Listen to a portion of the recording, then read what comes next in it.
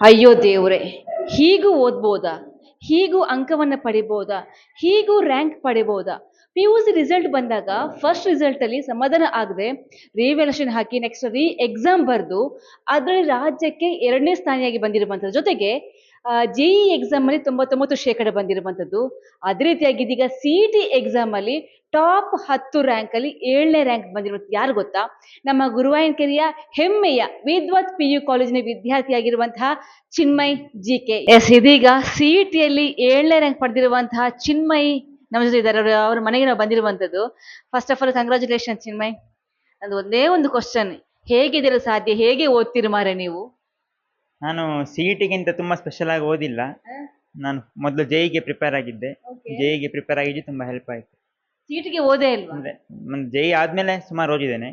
ಅಂದರೆ ಮುಂಚೆ C E T ಸ್ವಲ್ಪ ಸ್ವಲ್ಪ ಓದ್ತಿದ್ದೆ, ವಾರದಲ್ಲಿ ಒಂದು 2 ದಿವಸ. ಆದರೆ ಜೆಇಗೆ ಪ್ರಿಪೇರ್ ಆಗಿದ್ದು ಸಿ ಇ ಟಿಗೆ ಹೆಲ್ಪ್ ಆಯಿತು. ಹೆಲ್ಪ್ ಆಯ್ತು. ಎಷ್ಟು ಖುಷಿ ಆಗ್ತದೆ ಈ ತರ ಒಂದು 7ನೇ ರ್ಯಾಂಕ್ ಬಂದಿರುವಂತದ್ದು. ಅಂದ್ರೆ ತುಂಬಾ ಖುಷಿ. actually ನಿಮ್ದು 4th ರ್ಯಾಂಕ್, ನಿಮ್ಮ ಏಜ್ ವೈಸ್ ನಿಮ್ಮನ್ನ 7ನೇ ರ್ಯಾಂಕಿಗೆ ಅವರು ಹಾಕಿರ್ಬೋದು. ಎಷ್ಟು ಖುಷಿ ಇದೆ. ನಿಮ್ಮ ನಿರೀಕ್ಷೆ ಎಷ್ಟಿತ್ತು, ಅದು ಫುಲ್ಫಿಲ್ ಆಯ್ತಾ ಹೇಗೆ?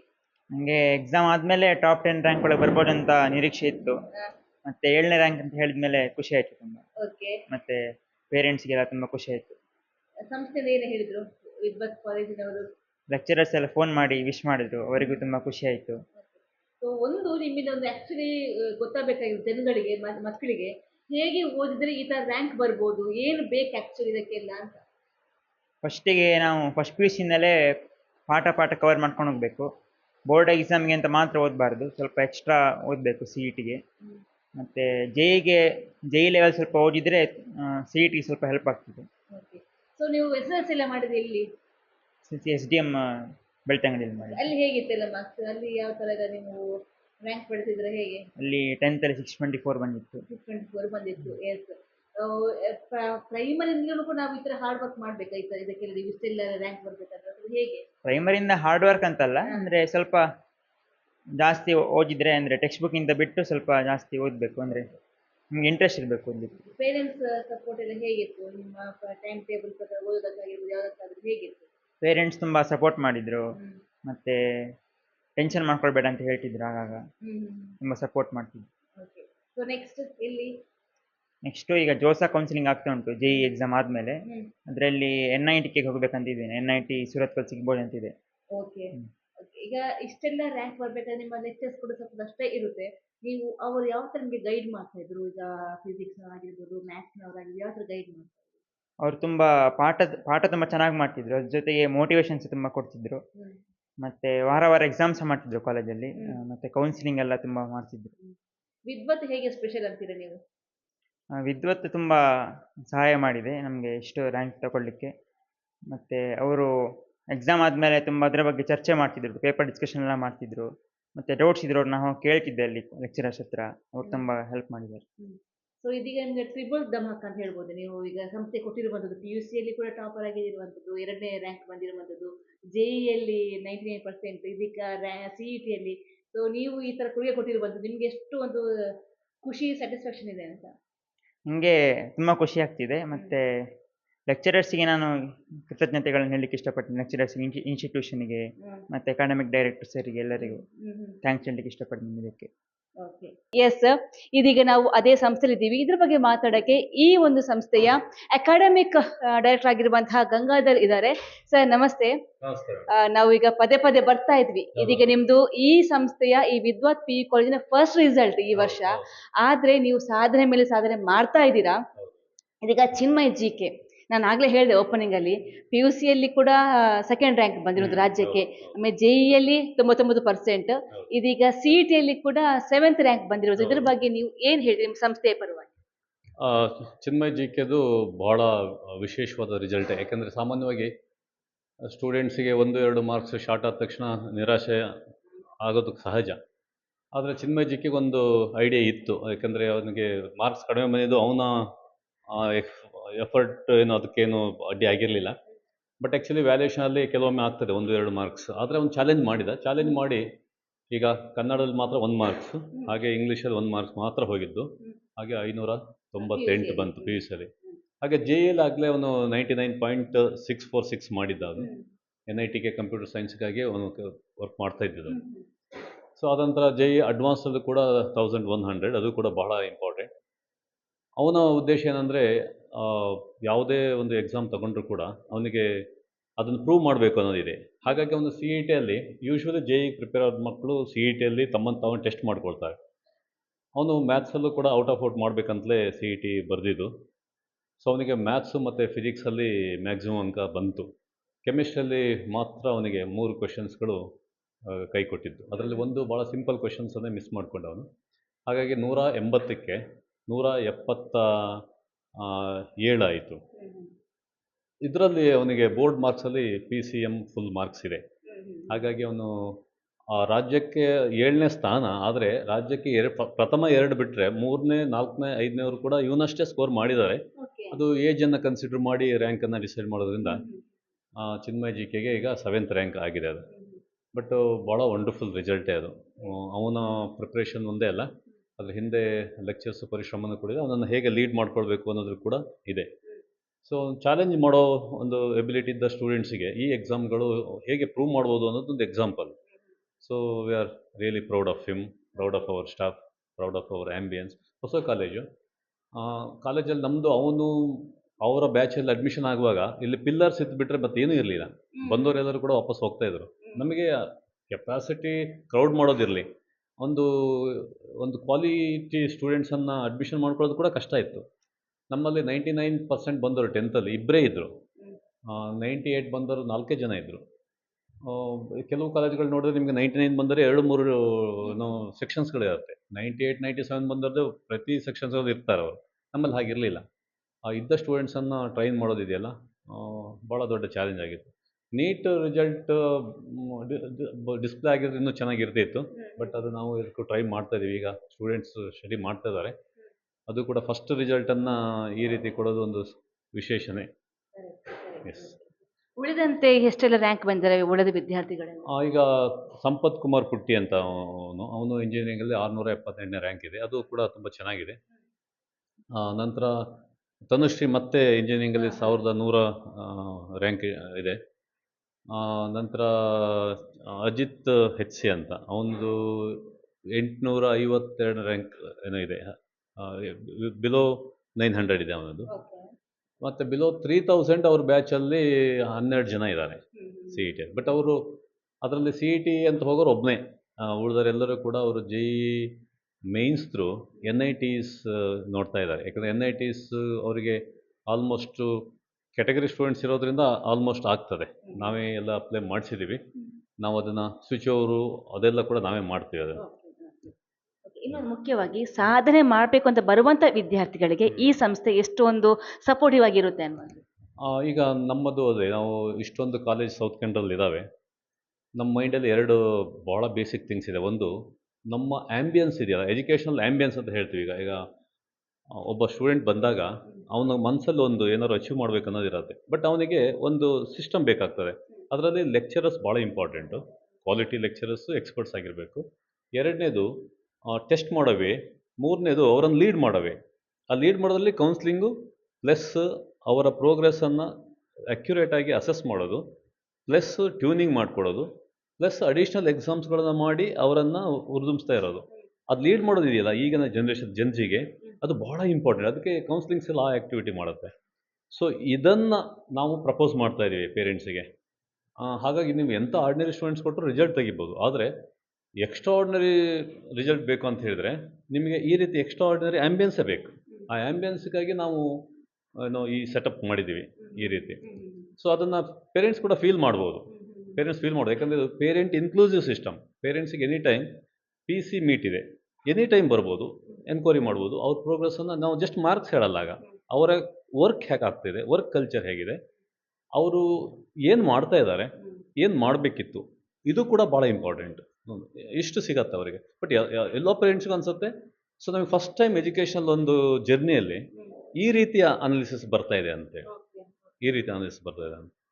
ಸೊ ಅದು ಸ್ಪೆಷಲ್ ಮೇಡಮ್. ಇನ್ನೊಂದು ನೆಕ್ಸ್ಟು ಮುಂಬರೋ ದಿನಗಳಲ್ಲಿ ನೀವು ಅದನ್ನು ಕಣ್ಣಾರೆ ನೋಡ್ತೀರಿ, ಕಿವಿಯಾರೆ ಕೇಳ್ತೀರಿ. ಅದಕ್ಕಾಗಿ ನಾವು ವರ್ಕನ್ನು ಟಾಸ್ಕ್ ತೊಗೊಂಡಿದ್ದೀವಿ. ಟಾಸ್ಕ್ ತಗೊಂಡು ನಾವು ವರ್ಕ್ ಮಾಡ್ತೀವಿ, ಅವ್ರ ಹತ್ರನೂ ವರ್ಕ್ ಮಾಡಿಸ್ತೀವಿ. ಸ್ವಲ್ಪ ಸ್ಟ್ರೆಸ್ಸನ್ನು ಕಡಿಮೆ ಮಾಡಲಿಕ್ಕಾಗಿ ಬಿಗಿನಿಂಗಿನಲ್ಲೇ ಅವರನ್ನು ಟ್ಯೂನ್ ಮಾಡ್ತಾ ಬರ್ತೀವಿ ಬಿಗಿನಿಂಗಲ್ಲೇ. ಮುಂದೆ ಎಕ್ಸ್ಪೆಕ್ಟ್ ಮಾಡ್ಬೋದು ಬೆಟರ್ ರಿಸಲ್ಟ್ಸನ್ನು. ಇನ್ನೊಂದು ಜೆನ್ಜಿ, ಈಗ ತುಂಬಾ ಮಂದಿ ಹೇಳ್ತಾರೆ ಈ ಒಂದು ಅರದ ಮಕ್ಕಳು ಅವರನ್ನ ಒಂದು ಕಂಟ್ರೋಲ್ ತಗೊಳ್ಳುವಂಥದ್ದು, ಅವರನ್ನ ಕೌನ್ಸಿಲಿಂಗ್ ಮಾಡೋದು ತುಂಬಾ ಕಷ್ಟ ಇರುತ್ತೆ ಅವರ ಒಂದು ಮನಸ್ಥಿತಿ ಏನಂತ. ಸೊ ಅವರ ನೀವು ಇಲ್ಲಿ ಯಾವ ತರ ಅವರಿಗೆ ಕೌನ್ಸಿಲಿಂಗ್ ಮಾಡುವಂತ ಇಲ್ಲ ಪ್ರೋಸೆಸ್ ಅಲ್ಲಿ ಯಾವ ತರ ಇರುತ್ತೆ? ಅವರ ಫಾಲೋಅಪ್ ಅಲ್ಲಿ ನೋಡಿ, ನಾವು ಪ್ರೊಫೈಲ್ ರೆಡಿ ಮಾಡ್ತೀವಿ. ಪ್ರೊಫೈಲಲ್ಲಿ ಅವ್ರು ಆ್ಯಕ್ಚುಲಿ ಅವರ ಎಕ್ಸ್ಪೆಕ್ಟೇಷನ್ ಏನು, ಪೇರೆಂಟ್ಸ್ ಎಕ್ಸ್ಪೆಕ್ಟೇಷನ್ ಎಂಟ್ರಿ ಆಗ್ತದೆ. ಎಂಟ್ರಿ ಆದ ತಕ್ಷಣ ಅವರಿಗೆ ಲೀಡ್ ಮಾಡ್ತಾ ಬರಬೇಕು. ಈಗ ಪಾಠ ಮಾಡಿದ ತಕ್ಷಣ ಅರ್ಥ ಆಗ್ತದೆ, ಆದರೆ ನೆನಪಿನ ಶಕ್ತಿಗೆ ಅದನ್ನು ಎನ್ಹಾನ್ಸ್ ಮಾಡಲಿಕ್ಕಾಗಿ ಕೆಲವು ಟೆಕ್ನಿಕ್ಸ್ಗಳಿದೆ. ಅದಕ್ಕೆ ವರ್ಕ್ ಮಾಡಬೇಕು. ವರ್ಕ್ ಮಾಡುವಾಗ ಕ್ಯುಮ್ಯುಲೇಟಿವ್ ವರ್ಕ್ ಆಗಬೇಕು. ಜಸ್ಟ್ ವರ್ಕ್ ಮಾಡಿದ್ರೆ ಮರ್ತೋಗ್ತದೆ. ಆ ಕ್ಯುಮ್ಯುಲೇಟಿವ್ ವರ್ಕನ್ನು ಫಾಲೋಅಪ್ ಮಾಡಬೇಕು. ಫಾಲೋಅಪ್ ಮಾಡಿದರೂ ಕೂಡ ಅಷ್ಟಕ್ಕೆ ಮುಗಿಯಲ್ಲ, ಅದನ್ನು ಮತ್ತೆ ಸೆಕೆಂಡ್ ಕೌನ್ಸಿಲಿಂಗಲ್ಲಿ ಅವರಿಗೆ ನೆನಪು ಮಾಡಿಕೊಡ್ಬೇಕು. ಸೊ ಹಾಗಾಗಿ ಲೀಡ್ ಮಾಡಬೇಕು. ಈ ಲೀಡಿಂಗ್ ಇದೆಯಲ್ಲ, ನಾವು ಸ್ಟೂಡೆಂಟ್ಸನ್ನು ಲೀಡ್ ಮಾಡಲೇಬೇಕು. ಜೆನ್ಜಿಯನ್ನು ಏನು the moment you leave out leading, ಅವರು ಡಿಸ್ಟ್ರಾಕ್ಟ್ ಆಗ್ತಾರೆ. ಓಕೆ, ಹಾಗಾಗಿ ಕೌನ್ಸಿಲಿಂಗ್ಸಲ್ಲಿ ಇದೆಯಲ್ಲ, that's a monitoring body, it's a watchdog, ನೋಡ್ತಾ ಇರುತ್ತೆ.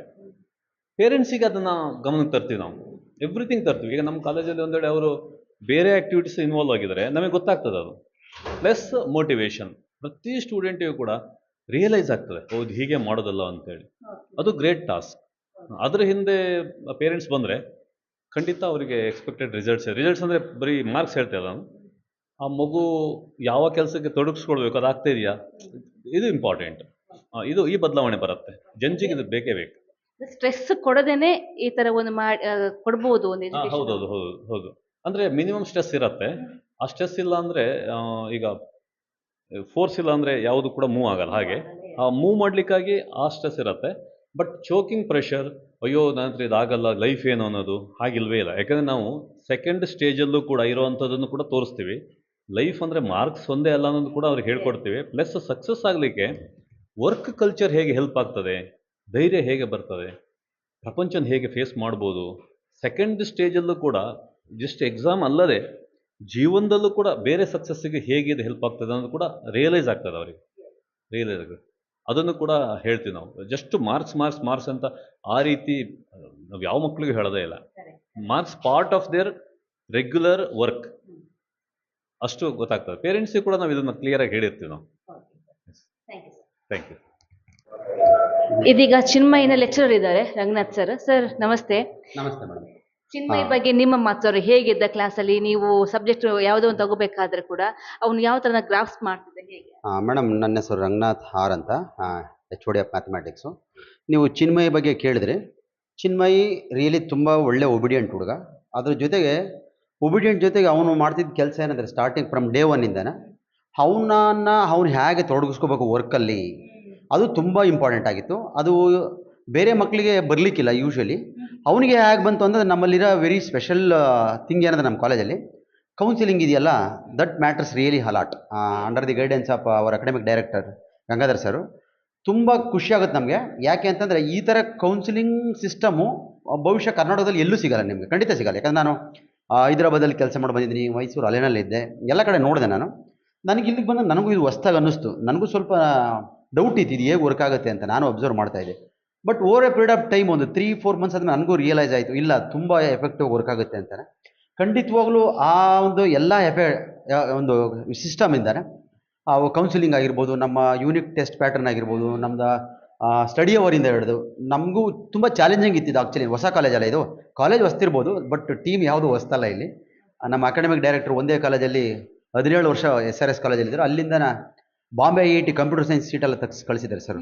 ಹಾಗಾಗಿನ ನಮಗೆ ತುಂಬ ಖುಷಿ ಇತ್ತು, ಏನೋ ಒಂದು ಸಮಥಿಂಗ್ ಬರುತ್ತೆ ನಮಗೆ ಅಂತಾನೆ. ಹಾಗಾಗಿ under the guidance of academic director ನಾವೆಲ್ಲ ಒಂದು ಟೀಮ್ ಆಗಿ ಕೆಲಸ ಮಾಡಿದ್ವಿ. ಅದ್ರ ಪ್ರತಿಫಲ ನಿಮಗೆ ಗೊತ್ತಿದೆ. ಇವತ್ತು ಸ್ಟೇಟ್ 7th ರ್ಯಾಂಕ್ ಬಂದಿದೆ. ಅದು ಆ್ಯಕ್ಚುಲಿ 7th ರ್ಯಾಂಕ್ ಅಲ್ಲ, 5th ರ್ಯಾಂಕ್ ಆ್ಯಕ್ಚುಲಿ. ಅದು ಸೇಮ್ ಮಾರ್ಕ್ಸ್ ಬಂದಿದೆ ಅಂತಾನೆ. ತುಂಬ ಖುಷಿ ಆಗುತ್ತೆ. ಮತ್ತು ಸ್ಟ್ರೆಸ್ಸು ಆಗಲೇ ಹೇಳಿದ್ರಿ ನೀವು, ಸ್ಟ್ರೆಸ್ ಅಂತಾನೆ. ಖಂಡಿತದಲ್ಲಿ ಸ್ಟ್ರೆಸ್ ಎಲ್ಲ ಕಡೆ ಇದೆ, ಬಟ್ ಇಲ್ಲಿ ಮಿನಿಮಮ್ ಲೆವೆಲಲ್ಲಿ ಸ್ಟ್ರೆಸ್ ಇರುತ್ತೆ. ಇಲ್ಲಿ ಬಿಕಾಸ್ ಆಫ್ ಕೌನ್ಸಿಲಿಂಗು ಸ್ಟ್ರೆಸ್ಸನ್ನ ಕಮ್ಮಿ ಮಾಡ್ತಾರೆ ಅವರು. ಆ ಮಕ್ಕಳು ಬಂದು ಕೌನ್ಸಿಲಿಂಗಲ್ಲಿ ಸಬ್ಮಿಷನ್ ಕೊಡ್ಬೇಕು ಅವರೇನ. ನನ್ನ ಟಾರ್ಗೆಟ್ ಏನು, DT ಅಂತ ಒಂದು ಡೈಲಿ ಟಾರ್ಗೆಟ್ ಇರುತ್ತೆ, ಎರರ್ ಗೈಡ್ ಅಂತ ಇರುತ್ತೆ. ಅದನ್ನೆಲ್ಲನೂ ಮಕ್ಕಳು ಮಾಡ್ಕೊಬಂದು ಕೌನ್ಸಿಲಿಂಗಲ್ಲಿ ನಮ್ಮ ಅಕಾಡೆಮಿಕ್ ಡೈರೆಕ್ಟರ್ ಸಬ್ಮಿಟ್ ಮಾಡ್ತಾರೆ. ಅಟ್ ದ ಸೇಮ್ ಟೈಮ್ ಕೌನ್ಸಿಲಿಂಗಲ್ಲಿ ಏನಾಯಿತು ಅಂತಾನೆ ನಮ್ಮ ಈ ಕ್ಲಾಸಲ್ಲೂ ಬಂದು ಮಕ್ಕಳು ಶೇರ್ ಮಾಡ್ತಾರೆ ನಮ್ಗೆ actually. So that it helps us to rectify our mistakes. If any lacuna is there, we sit along with my colleagues, our HOD team, and along with our director sirs. we constantly will be having a deliberation on whatever the lacuna are there. We rectify them and we move forward, madam. So ನಮಗೆ ಹೊಸ college ಆದ್ರೂ ತುಂಬ ಒಳ್ಳೆಯ rank ಬಂದಿದೆ. ಇನ್ನು ಬರುವಂಥ ದಿನಗಳಲ್ಲಿ ಖಂಡಿತವಾಗ್ಲೂ ನಾವು ಇವಾಗ ಅಡ್ವಾನ್ಸಲ್ಲಿ 1100 ಒಳಗಡೆ ನಾವು ರ್ಯಾಂಕ್ ಬಂದಿದ್ದೀವಿ. ಇನ್ನು ಬರುವಂಥ ದಿನಗಳಲ್ಲಿ ತುಂಬ ಒಳ್ಳೆ ರ್ಯಾಂಕ್ ಬರುತ್ತೆ. ಸೊ ತುಂಬ ಚೆನ್ನಾಗಿ ವರ್ಕ್ ಆಗ್ತಿದೆ. ಅದ್ರ ಜೊತೆಗೆ ಮ್ಯಾನೇಜ್ಮೆಂಟ್ ತುಂಬ ಸಪೋರ್ಟಿವ್ ಆಗಿದ್ದಾರೆ. ಒಳ್ಳೆ ವರ್ಕ್ ಆಗುತ್ತೆ ಮೇಡಮ್. ತುಂಬ ಕಾಲೇಜ್ ಚೆನ್ನಾಗಿದೆ. ನಾನು ಸ್ಟ್ರಾಂಗ್ಲಿ ಎಲ್ಲರಿಗೂ ಸಜೆಸ್ಟ್ ಮಾಡ್ತೀನಿ, ಮಕ್ಕಳು ಬಂದು ಸೇರ್ಕೋಬೋದು ಅಂತಾನೆ. No problem sir, you can sir.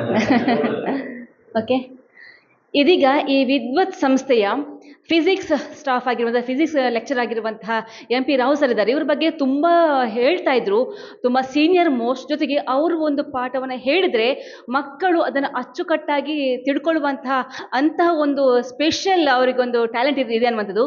So ತುಂಬ ಸೀನಿಯರ್ ಮೋಸ್ಟ್ ಈಗ ಇದ್ದಾರೆ ನಮ್ಮ ಜೊತೆ. Sir hi sir. Hi. How are you? Fine, ma. Okay, so just they shared their opinion about Chinmay and about the organization. Just now your turn, sir. Yeah. Just tell few words. It's a budding baby, I call, Yeah. because just within 2 years we achieved the best. And Chinmay really outstanding performance in JEE mains, advanced, CET plus regular board. It's a privilege for us to be his lecturer because he achieved the state second rank. Really, it's not a small thing. It's a marvelous achievement. And we also feel proud. I'm in the last leg of my career. I told many times our AD sir. So it leaves me wonderful memories throughout my life. So it gives me energy to continue my profession for some more years. So from the very beginning, I joined this college on 24th April. From the very first day, almost 10 to 15 students, they were very attentive. And Chinmay, whatever point that comes from the lecturer, not only physics, in all subjects, he was just noting down, very attentive in the class. All students were attentive, but you know, it is a massive competition of more than 15 lakhs and everybody cannot get the best. So he could reach his target, and remaining all also have done fairly well, but not as relatively best like Chinmay. Yeah. What about the organization? With what? Organization, I told you it's a budding baby. Drastic improvement was seen in its infrastructure and ambience when I stepped into this college for the first time and now. Yeah, okay. Drastic improvement, not only the infrastructure but also the beautification and the way in which a parent gets an impression once he steps into the college. They all become highly positive relative to the first day when I entered into the campus. Why should all the students come to Vidvat? Why? The reason is everywhere students are chased with weekend marks, and they will be formatted with some standard problems. From that only they will conduct the test. So weekend test, if they score well, student is happy, parent is happy, but final result there will be utter flop. Whereas here it's a concept oriented teaching from the very beginning. It's called CDF format, concept definition and formulae format. Our AD is very much particular about it. So he advises us to follow those things and maintain a separate book also, as well as error book is also giving them wonderful reconciliation strategy. Means, suppose if I out of 25 questions this week, this Monday, if I do some 10 or 15 questions wrong, then the student will get a reconciliation strategy looking at the solutions and a few answers. That is really boosting them like anything. And the exercises from the material what we got and the practice sessions are going very effectively well, totally student friendly, and the lecturers are not hiring and firing the students. We are just taking their confidence and making them to work with us. ವಿದ್ವತ್ ಕಾಲೇಜಿನ ಅಧ್ಯಕ್ಷರಾಗಿರುವಂತಹ Subhash Chandra Shetty sir ಇದ್ದಾರೆ. Sir ನಮಸ್ತೆ. First of all ಅಭಿನಂದನೆಗಳು sir. Thank you. Okay, ಒಂದರ ಮೇಲೆ ಫಲಿತಾಂಶ ಬಂದಾಗ ಇಲ್ಲಿ rank ಮೇಲೆ ರ್ಯಾಂಕ್ ಬರ್ತಾ ಇದೆ. ಫಸ್ಟ್ ರಿಸಲ್ಟ್ ಅಲ್ಲಿ ಹೇಗೆ ಅನಿಸ್ತಾ ಇದೆ ಸರ್? ಬಹಳ ಖುಷಿ ಕೊಡ್ತಾ ಇದೆ. ದಕ್ಷಿಣ ಕನ್ನಡದಲ್ಲಿ CETಯಲ್ಲಿ ಮೊದಲ 10 ರ್ಯಾಂಕಲ್ಲಿ 4 ರ್ಯಾಂಕ್ ದಕ್ಷಿಣ ಕನ್ನಡಕ್ಕೆ ಬಂದಿದೆ. ಅದರಲ್ಲೂ ಕೂಡ 1 ವಿದ್ವತ್ಗೆ ಬಂದಿದೆ. ಇದು ನಮಗೆ ತುಂಬಾ ಖುಷಿಯನ್ನು ಕೊಟ್ಟಿದೆ. ಸೊ ಮುಂದಿನ ಇಂತಹ ಒಂದು ಬೇರೆ ಬೇರೆ ಎಕ್ಸಾಮ್ಗಳಿಗೆ, ಬೇರೆ ಬೇರೆ ಸ್ಪರ್ಧೆಗಳಿಗೆ ಇದೆಷ್ಟು ಸ್ಫೂರ್ತಿ ಆಗುತ್ತೆ ಈ ತರ ಒಂದು ಫಲಿತಾಂಶ ಬರ್ತಾ ಇರುವಂತದ್ದು ಮಕ್ಕಳಿಂದ? ಇದು ಮಕ್ಕಳಿಗೆ ಬಹಳ ಸ್ಫೂರ್ತಿಯನ್ನು ಕೊಡುವಂತ ವಿಚಾರ. ಮೊದಲನೇ ವರ್ಷದಲ್ಲೇ ಈ ರೀತಿಯ ಒಂದು ಫಲಿತಾಂಶ ಸಿಗುವುದು ಬಹಳ ಒಂದು ಹೆಮ್ಮೆಯ ವಿಚಾರ. ಮುಂದಿನ ದಿನಗಳಲ್ಲಿ ಕೂಡ ಈ ಮಕ್ಕಳ ಹತ್ರ ನಾವು ಇದಕ್ಕಿಂತ ಒಳ್ಳೆಯ ರಿಸಲ್ಟ್ ಅನ್ನು ನಾವು ಎಕ್ಸ್ಪೆಕ್ಟ್ ಮಾಡ್ತಾ ಇದ್ದೇವೆ. ಈಗ ಕೆಲವೇ ದಿವಸದಲ್ಲಿ ನೀಟ್ ರಿಸಲ್ಟ್ ಕೂಡ ಬರ್ಲಿಕ್ಕಿದೆ. ಅದರಲ್ಲೂ ಕೂಡ ಒಂದು ಒಳ್ಳೆಯ ಫಲಿತಾಂಶವನ್ನು ನಾವು ನಿರೀಕ್ಷೆ ಮಾಡ್ತಾ ಇದ್ದೇವೆ. ಸೊ ಚಿನ್ಮಯಿ ಬಗ್ಗೆ ಒಂದಲ್ಲ ಎರಡು ಮೂರು ರಿಸಲ್ಟ್ ಅದು ಕೂಡ ಇಲ್ಲಿ ಒಂದು ಹೆಮ್ಮೆಗೆ ಕಾರಣ ಆಗಿರುವಂಥವ್ರು, ಅವ್ರ ಬಗ್ಗೆ ಚಿನ್ಮಯ್ ಅವರು ತುಂಬ ಹಾರ್ಡ್ ವರ್ಕರ್. ಅವರ ಡೆಡಿಕೇಶನ್ ಕೂಡ ಹಾಗೇನೇ ಇತ್ತು.